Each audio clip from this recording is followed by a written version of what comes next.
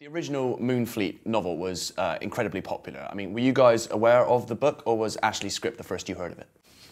I was aware of it through my parents, really, because I think they studied it when they were younger in school. That's the first kind of recognition I had of it, but not really necessarily knew much of the story. I knew of the old movie as well, which I probably watched as a nipper over Christmas one time with my grandfather, probably. Funny enough, just before we started filming in Dublin, it was on the telly again, and I hadn't seen it for years.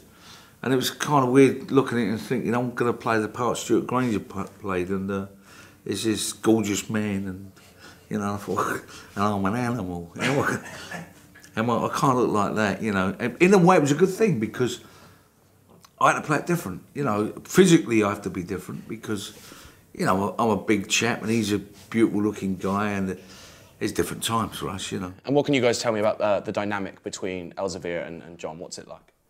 Well, I think what you have is two people in very different spectrums of their lives. One starting off fresh, ambitious, strong-minded and ill-served of experience, and then you have the experienced, wise man who's figured out a lot of morality, but also suffering a new tragedy, which is the loss of his son. And then put that in context with John, then, my character, who doesn't have a mother or father and lives underneath his aunt's roof, who's very strong-minded and very rich with her religious beliefs.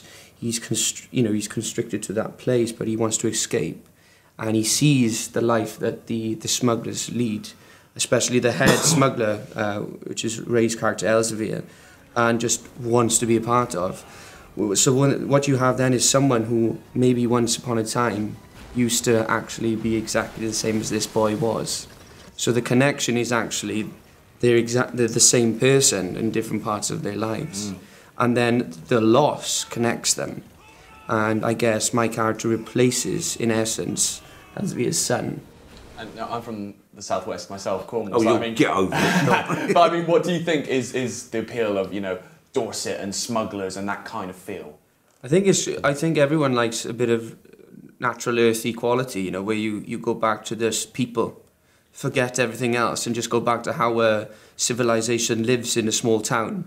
And especially when it's not catered by a big city and it's out and it's mysterious because it's kind of unknown. Yeah, and no, that's the coast. Yeah. And in them days, the coast was everything. You know, that's where your ships. That coast there, you know, all along there was where I mean, the Spanish came through, and you know, French. When Drake used to go off and plunder him as a pirate, and we look at him as a national hero. The geezer was a pirate. He's a mugger. Medieval mugger, you know, but it was all for England. It's all right, and it fed the people, and that's the thing about the coastline, all the way in Norfolk and all that, you know. And it's also something to do with the accent as well, you know, that pirate sort of accent, which is something very romantic. And the underdogs.